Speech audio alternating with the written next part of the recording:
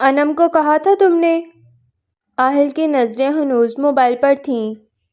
جی سر، وہ پہنچ چکی ہوگی، رفیق ٹائم دیکھتا ہوا بولا۔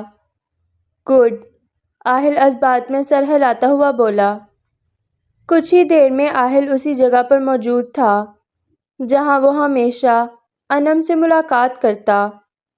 انم پہلے سے لاغر اور بیمار دکھائی دے رہی تھی، چہرہ بجھا ہوا تھا، کرب اور اداسی نمایاں تھی۔ آہل افسوس سے اسے دیکھتا بیٹھ گیا۔ خیریت، مجھے بلایا تم نے؟ انم سپاٹ انداز میں بولی۔ رحیم کا سن کر بہت دکھ ہوا۔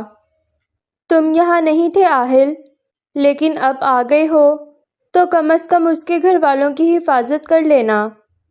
انم بائیں جانب اندھیرے کو گھورتی ہوئی بول رہی تھی۔ انم، اگر میں یہاں ہوتا تو شاید رحیم کی موت ایسے نہ ہوتی، لیکن میں اسے موت سے بچا نہیں سکتا تھا، کیونکہ موت اٹل ہے، موت کا وقت طے ہے، اس میں کوئی رد و بدل نہیں کر سکتا۔ ہاں، یہ ہو سکتا تھا کہ اس کی موت جس حادثے میں ہوئی اس کی بجائے کوئی اور بہانہ بن جاتا، لیکن انم، میں یا تم کوئی بھی اسے بچا نہیں سکتے تھے۔ آہل دکھ سے بول رہا تھا۔ ٹھیک کہہ رہے ہو تم، رفیق بتا رہا تھا، یہ حادثہ نہیں ہے۔ انم سیدھی ہو کر بیٹھ گئی۔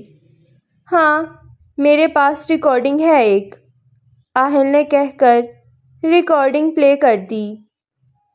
جی سر، رحیم کا کام ہو گیا ہے، یہ عاصم کی آواز تھی۔ انم بخوبی پہچان گئی۔ اچھی بات ہے، اور خیال رہے مجھ پر شک نہیں آنا چاہیے۔ زبیر کی آواز انم کیسے نہ پہچانتی۔ سر، آپ بے فکر رہیں، اول تو آپ آسٹریلیا میں ہیں، دوسرا اسے ایک حادثے کی شکل دی گئی ہے جس کا چاہ کر بھی کوئی سراغ نہیں مل سکتا۔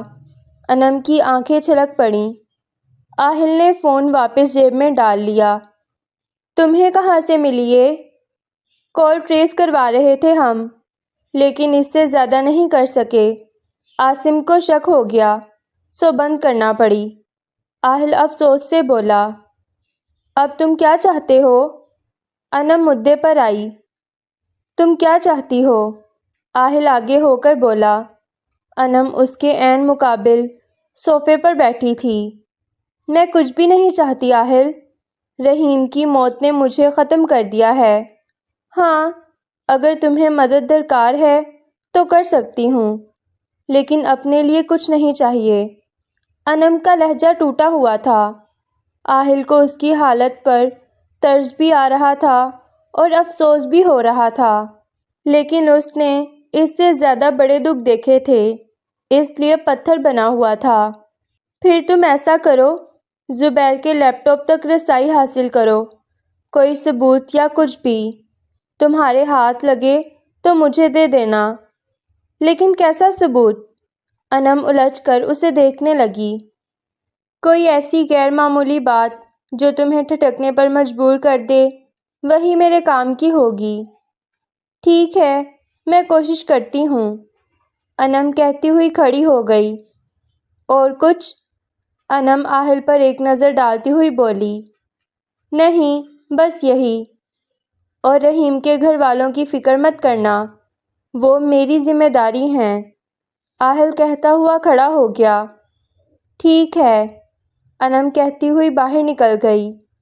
رات کے سائے گہرے ہو رہے تھے۔ رفیق، گھر چلو اب، باقی کام کل دیکھ لیں گے، آہل بلوٹوتھ کان سے اتارتا ہوا بولا۔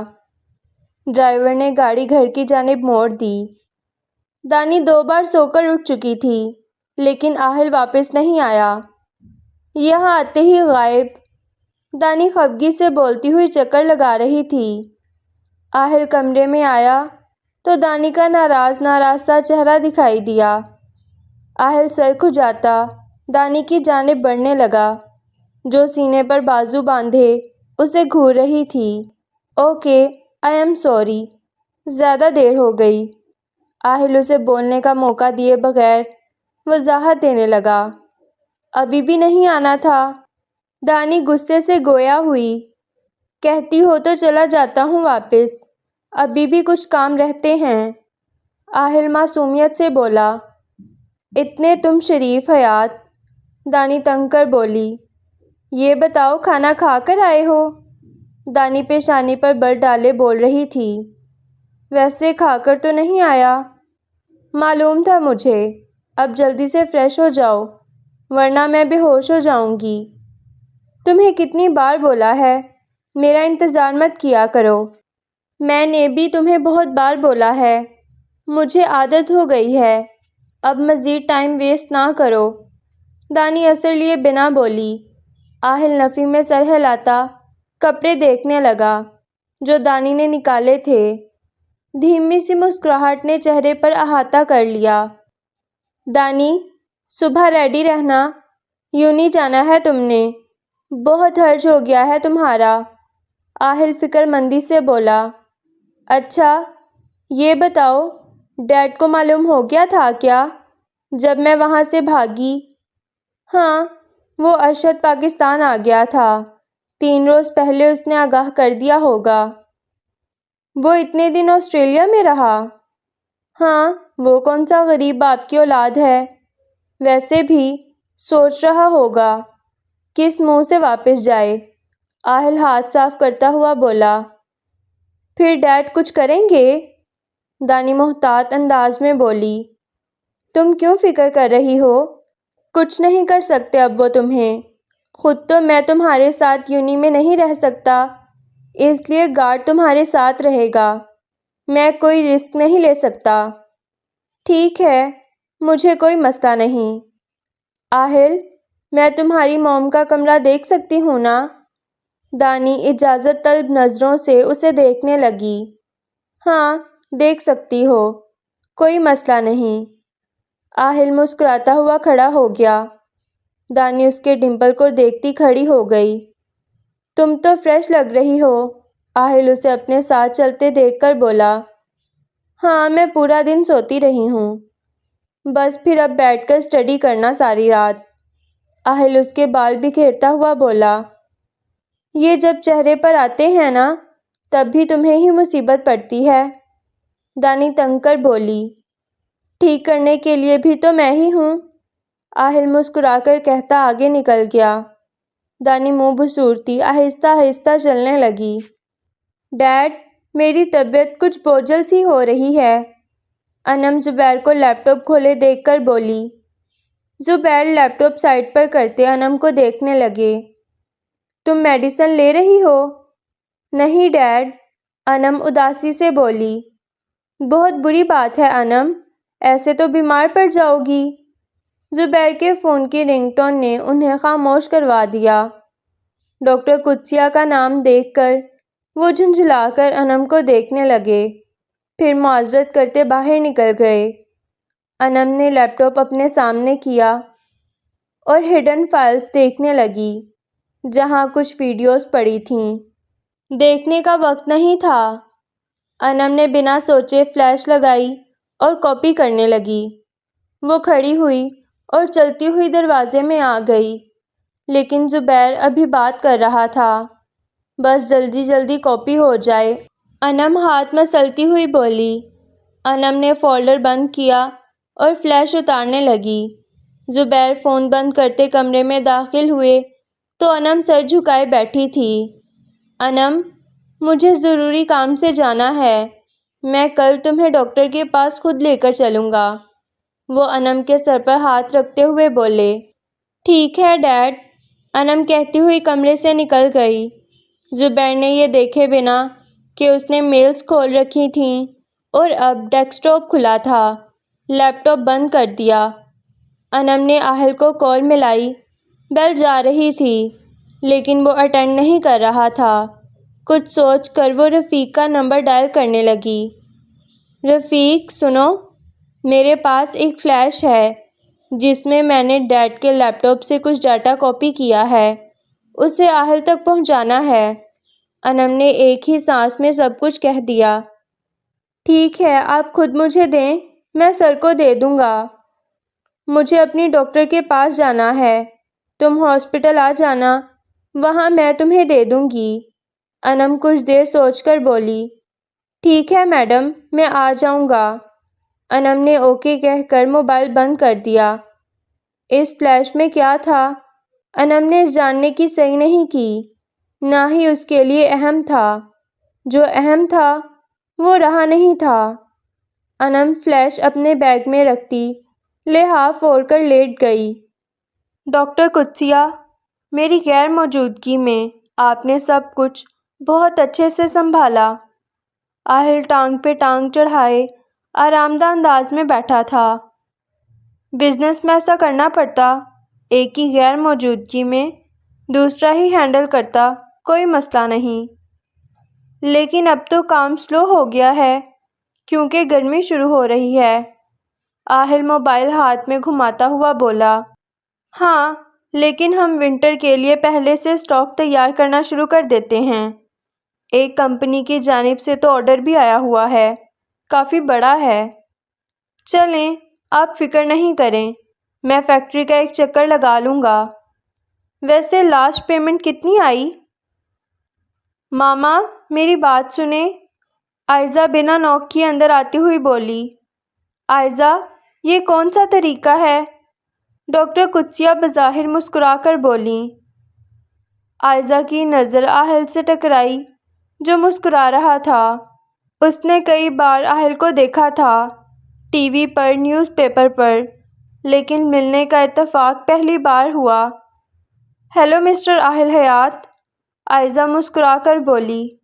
ہیلو، کیسی ہیں آپ؟ آہل نہ چاہتے ہوئے بولا۔ آئزہ اس کے ڈمپل میں خود کو ہارتا محسوس کر رہی تھی۔ دل میں ایک چھوٹی سی خواہش جاگی کہ اس ظالم گدھے کو چھو کر دیکھے، لیکن یہ مناسب وقت اور مناسب موقع نہیں تھا۔ میں بالکل ٹھیک، آپ بتائیں، سنا ہے گھومنے گئے ہوئے تھے؟ آئزہ ڈاکٹر قدسیہ کے پہلو میں بیٹھ گئی۔ جی، بس وائف کو بھی ٹائم دینا پڑتا، آہل چانے اچکاتا ہوا بولا۔ آئزہ کی نظروں کا مفہوم وہ بخوبی سمجھ رہا تھا۔ آئزہ، ہم کچھ ڈسکس کر رہے تھے، کیا آپ کو کوئی کام ہے؟ ڈاکٹر قدسیہ کو آئزہ پر غصہ آ رہا تھا، لیکن ضبط کر کے بولیں، ماما میری برتھ ڈے آپ ہمیشہ کی طرح بھول گئیں۔ لیکن ابھی 12 نہیں بجے، میں فری ہو کر بات کرتی ہوں آپ سے۔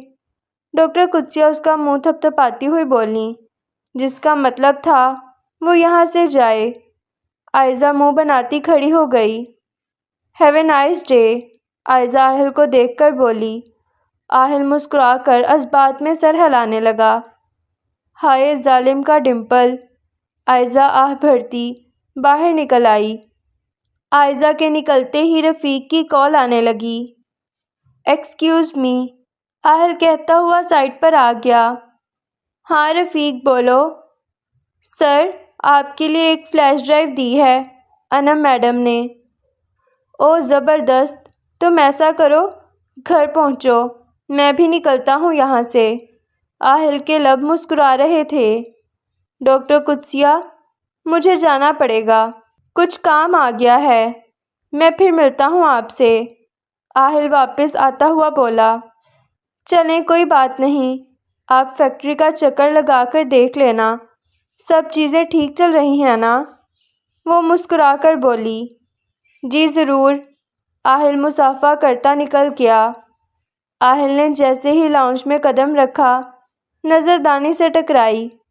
آہل پیشانی پر بر ڈالے چلنے لگا۔ تم مجھے کچھ بھی نہیں بتاتے آہل، دانی خفا خفا سی بولی۔ جیسے کہ؟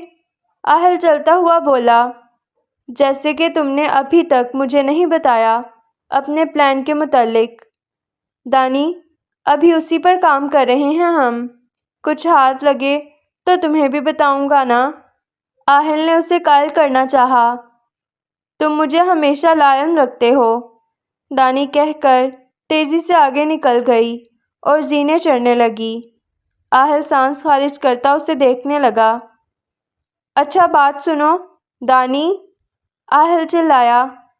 دانی سنی انسنی کرتی چلی گئی۔ آہل کانفرنس روم میں آ گیا۔ جہاں رفیق اس کا منتظر تھا۔ اپنی نشست سنبھال کر دانی کو کال کرنے لگا۔ 1 منٹ میں تم مجھے یہاں نظر آؤ ورنہ میں کچھ نہیں بتاؤں گا۔ دانی تیر کی طرح سیدھی ہو کر آ گئی۔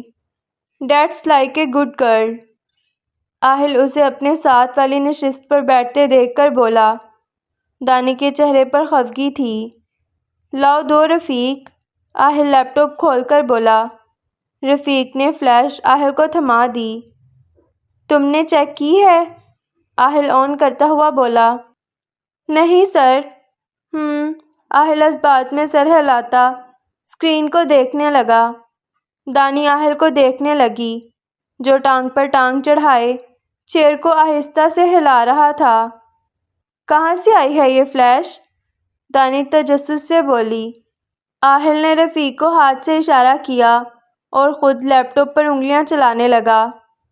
میم، یہ انم میڈم نے دی ہے۔ زبیر کے لیپ ٹاپ سے کچھ فائلز کاپی کی ہیں انہوں نے۔ انم؟ دانی زیر لب دہراتی آہل کو دیکھنے لگی۔ دانی، اب ٹپیکل بیویوں کی طرح شک و شبہات میں مت پڑ جانا۔ آہل دانی کی نظریں خود پر محسوس کرتا ہوا بولا۔ البتہ آہل کی نظریں اسکرین پر تھیں۔ دانی سنبھل کر دوسری جانب دیکھنے لگی۔ آہل نے ویڈیو پلے کر دی۔ ویڈیو سامنے پروجیکٹر پر چل رہی تھی۔ دانی چہرہ موڑے پروجیکٹر کو دیکھنے لگی۔ تینوں نفوس کی نظریں پروجیکٹر پر تھیں۔ بہت اچھا زبیر، تم اس منحوس کو لے آئے۔ یہ ڈاکٹر قدسیہ کی آواز تھی۔ ابھی اسکرین پر صرف زبیر دکھائی دے رہا تھا۔ ڈاکٹر قدسیہ درعدن کو بالوں سے پکڑے آگے آئی۔ عدن کے چہرے پر تکلیف کے آثار تھے۔ آہل نے کرب سے آنکھیں میچ لیں۔ 2 موتی ٹوٹ کر آہل کے رخسار پر آ گرے۔ دانی رنج کے عالم میں دیکھ رہی تھی۔ چھوڑو مجھے، درعدن مزاحمت کر رہی تھی، لیکن ڈاکٹر قدسیہ کی گرفت بہت مضبوط تھی۔ اگلے لمحے ڈاکٹر قدسیہ نے ایک زوردار تھپڑ عدن کے نازک رخسار پر دے مارا۔ وہ تکلیف سے کراہ اٹھی۔ اشک ٹوٹ کر آہل کے رخسار کو بھگو رہے تھے۔ دانی ہاتھ کی پشت سے چہرہ صاف کرنے لگی۔ رفیق ان دونوں سے زیادہ مضبوط تھا، البتہ چہرہ دکھ کا اظہار کر رہا تھا۔ دانی نے چہرہ موڑ کر آہل کو دیکھا جو ضبط کی انتہا پر تھا۔ دانی نے اس کے ہاتھ پر اپنا ہاتھ رکھ کر تسلی دی۔ آہل نے صرف ایک نظر دانی پر ڈالی۔ یکے بعد دیگرے ڈاکٹر قدسیہ عدن کے چہرے پر تھپڑوں کی بوچھار کرنے لگی، یہاں تک کہ عدن نیچے گر گئی۔ عدن بے حال ہو چکی تھی، چہرے پر نیل پڑ چکے تھے، ناک اور ہونٹ سے خون بہہ رہا تھا۔ تکلیف حد سے سوا تھی اور عدن کا چہرہ بخوبی عیاں کر رہا تھا اس اذیت کو۔ آہل کا چہرہ آنسوؤں سے تر ہو چکا تھا۔ اپنی ماں کو اس حال میں دیکھنا مرنے کے مترادف تھا۔ آہل کس حوصلے سے وہاں بیٹھا تھا، یہ کوئی اس سے پوچھتا۔ ڈاکٹر قدسیہ عدن کی جانب بڑھی تو زبیر بیچ میں آ گیا۔ بس کریں، مر جائے گی بیچاری، ابھی تو میری راتیں بھی روشن کرنی ہے اس نے، اب تو بخش دیں، یہ نہ ہو میرا مزہ خراب ہو جائے۔ ڈاکٹر قدسیہ ہنکار بھرتی پیچھے ہو گئی۔ یہ اوقات ہے تمہاری درعدن، وہ کدورت سے کہتی باہر نکل گئی۔ عدن آنسو بہاتی اپنی تکلیف پر کراہنے لگی۔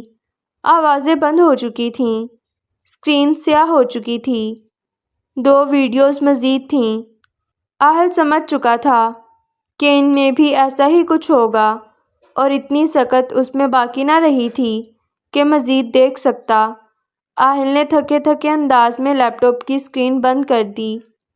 سر، میں جاؤں؟ رفیق کھڑا ہوتا ہوا بولا۔ آہل نے دھیرے سے اس بات میں سر ہلا دیا۔ آہل کے آنسو دانی کو تکلیف دے رہے تھے۔ دانی نے رخ اس کی جانب موڑا اور ہاتھ بڑھا کر آہل کے رخسار سے آنسو چن لیے، لیکن چند ساتوں بعد آہل کا چہرہ پھر سے تر ہو چکا تھا۔ دانی خود بھی رو رہی تھی۔ آہل پلیز ہمت کرو، دانی اس کے ہاتھ اپنے ہاتھوں میں لیتی ہوئی بولی۔ آہل نے دانی کے ہاتھوں سے اپنے ہاتھ نکالے۔ کوہنیاں ٹیبل پر رکھیں اور سر ہاتھوں میں گرا لیا۔ موم کس حال میں تھیں اور میں ان سے ناراض ہو گیا تھا۔ کیسا بیٹا ہوں میں دانی، کیسا بیٹا ہوں، آہل سسکتا ہوا بول رہا تھا۔ موم مجھ سے ناراض ہوں گی، ان کا بیٹا بہت برا ہے، ان کی تکلیف ان کے زخموں کو نہیں سمجھ سکا، آہل ہذیانی انداز میں بول رہا تھا۔ نہیں آہل، تم برے نہیں ہو، تم بدلہ لوگے اپنے موم ڈیڈ کا، وہ تم سے ناراض نہیں ہو سکتے۔ دانی بمشکل خود کو مزید رونے سے باز رکھتی ہوئی بولی۔ آہل خاموش آنسو بہانے لگا۔ قرب ہی قرب تھا، ایک اضطراب جس سے وہ گزشتہ 10 سالوں سے بھاگتا آ رہا تھا، آج پھر سے اسے اپنی لپیٹ میں لے رہا تھا۔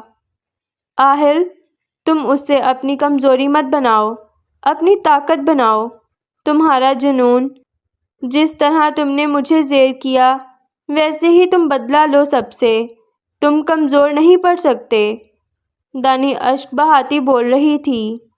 تم ٹھیک کہہ رہی ہو، اب انہیں رلانے کی باری ہے، آہل حیات انہیں خون کے آنسو رلائے گا۔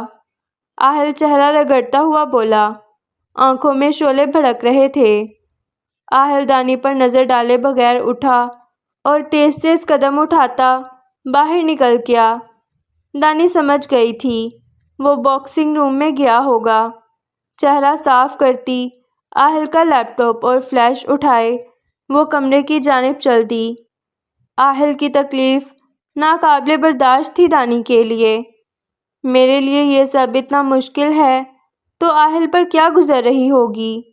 دانی کمرے میں آ گئی، احتیاط سے لیپ ٹاپ اور فلیش کپ بورڈ میں رکھ دی۔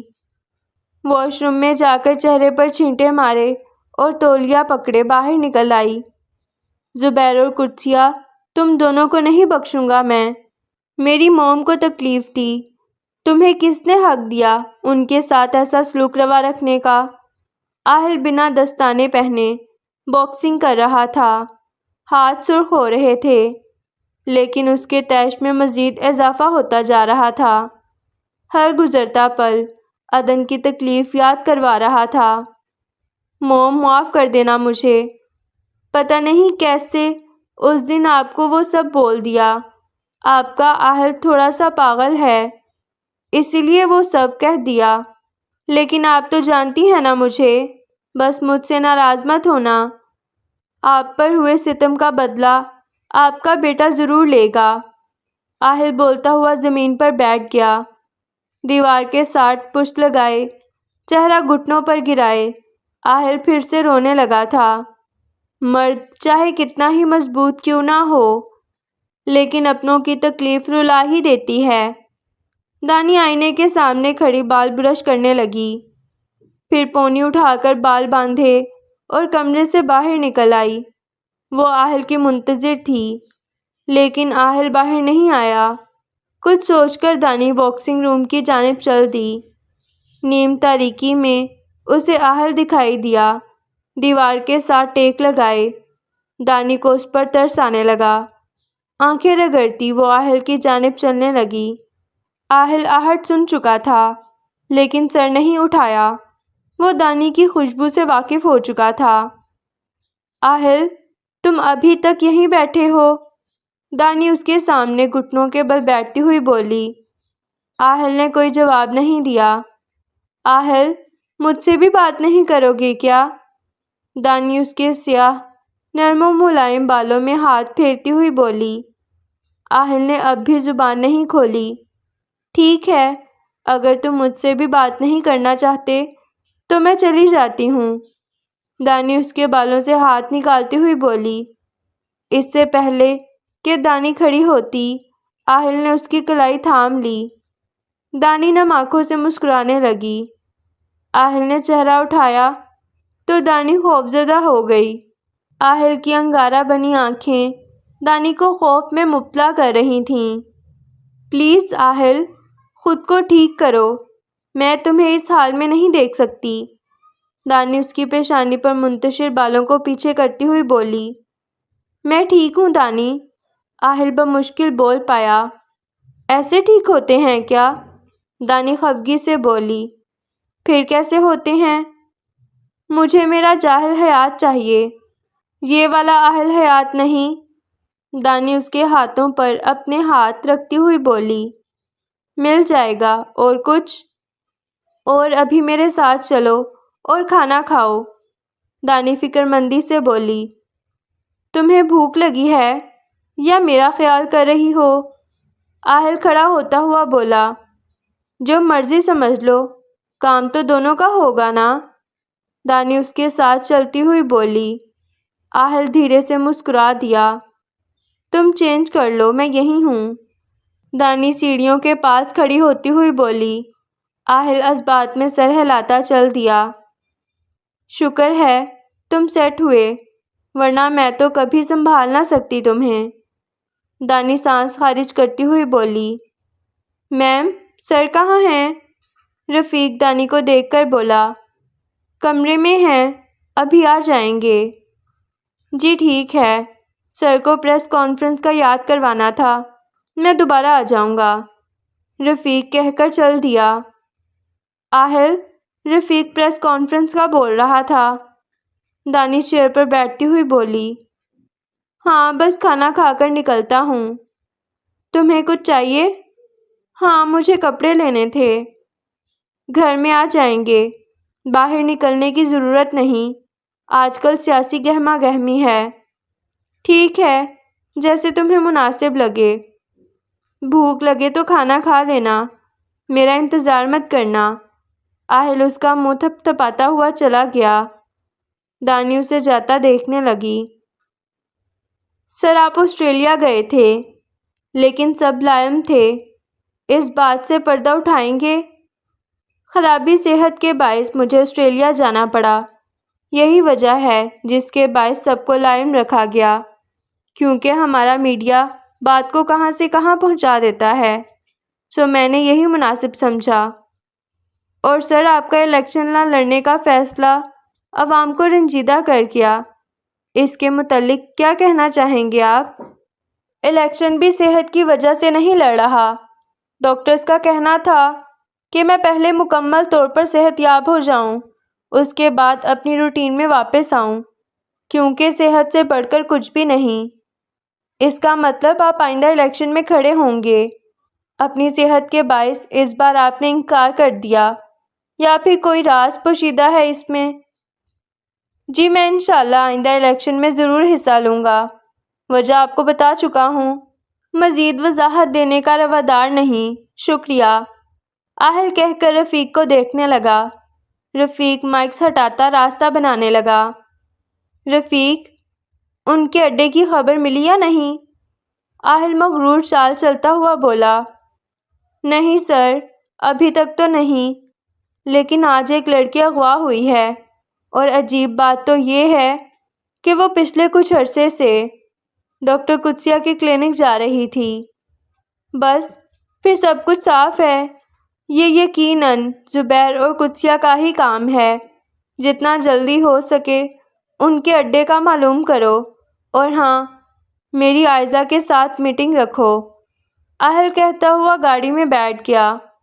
رفیق نمبر ملاتا فرنٹ سیٹ پر بیٹھ گیا۔ آہل بلٹ پروف گاڑی میں تھا، آگے پیچھے گارڈز کی گاڑیوں کی قطار تھی۔ زبیر، ابھی رہنے دیتے اس لڑکی کو، ڈاکٹر قدسیہ منہ بناتی ہوئی بولی۔ کیوں، اب کیا مسئلہ ہے؟ پہلے تو مجھے سناتی رہتی تھیں، اب کام کروا دیا تو رہنے دیتے، زبیر اکتا کر بولا۔ تمہیں بتایا تو تھا، پولیس جو کرنا ہوئی پڑی ہے، پہلے والی لڑکیوں کو نہیں بھیج سکی ابھی تک میں، اب اس کو بھی سنبھالوں، پھر ایسے ان پر عزت کے بھوت سوار ہوتے ہیں کہ ناک میں دم کر دیتی ہیں۔ آگے سے پارٹی کی ڈیمانڈ بھی ایسی لڑکی ہوتی جسے کسی نے ہاتھ بھی نہ لگایا ہو۔ وہ تیز تیز بولتی ہوئی کرسی پر بیٹھ گئی۔ جہاں باقی سب کو خاموش کیا ہے، اس کو بھی کر لیں گے، آپ کیوں فکر کرتی ہیں؟ بس سودا کریں، پولیس کو بھی میں دیکھ لوں گا، اتنے تعلقات تو ہیں میرے۔ زبیر پرسوچ دکھائی دے رہا تھا۔ ہاں، تم پر اعتبار کر لوں، اور بعد میں معلوم ہو چال الٹی پڑ جائے۔ وہ ہنکار بھرتی ہوئی بولی، بس آپ کو یقین نہیں مجھ پر؟ درعدن والے معاملے میں کسی کو معلوم ہوا تھا کیا؟ اس منحوس کا نام تو نہ ہی لو تم۔ ڈاکٹر قدسیہ حقارت سے بولی، ابھی فی الحال ایسا کریں ان سب کو یہیں پر رکھیں، سودا کر دیں، لیکن جیسے ہی موقع ملے سری لنکا بھیج دینا۔ ہاں اب ایسا ہی کروں گی، ڈاکٹر قدسیہ نہ چاہتے ہوئے بولی۔ خیریت، آپ نے مجھے بلایا؟ عائزہ خوشگوار حیرت میں مبتلا آہل کو دیکھ رہی تھی۔